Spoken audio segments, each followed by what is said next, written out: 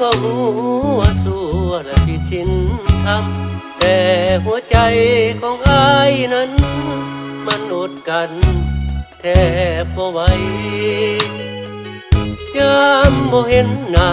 ได้เห็นหลังคาอ้ายก็ดีใจแต่มันเป็นไปบ่ได้เพราะหัวใจต้องมีเจ้าของได้แต่มองอย่าเมื่อน้องอยู่กับผัวอย่าเข้าไปหาทุนหัวถ้ายันผัวของเจ้าสงสัยเมื่อยามคิดทอดอย่าเข้าไปกอดเทเดสามไว้แต่มันก็เหตุบ่ได้เพราะหัวใจน้องมีเจ้าของ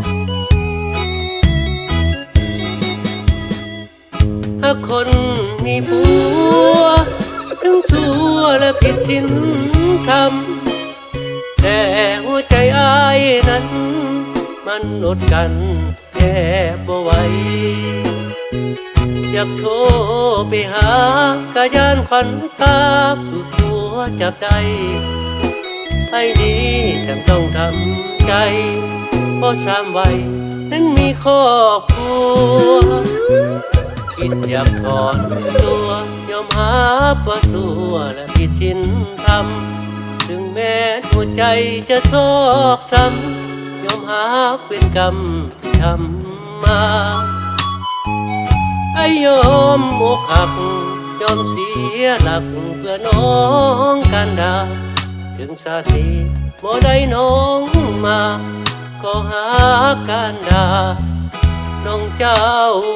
คนเดียว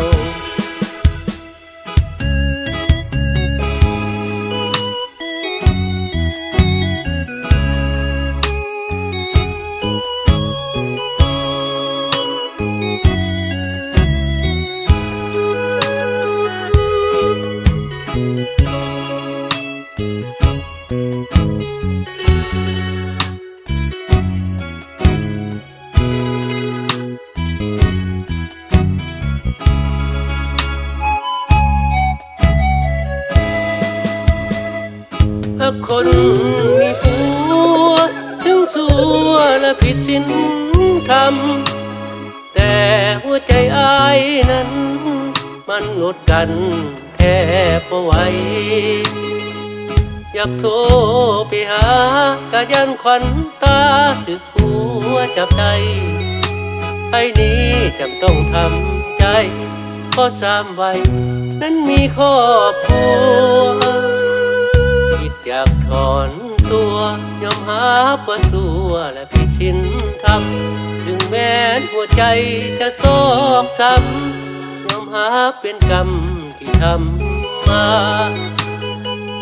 ไอ้ยอมอกหักยอมเสียหลักเพื่อน้องกันดาถึงชาตินี้บ่ได้น้อ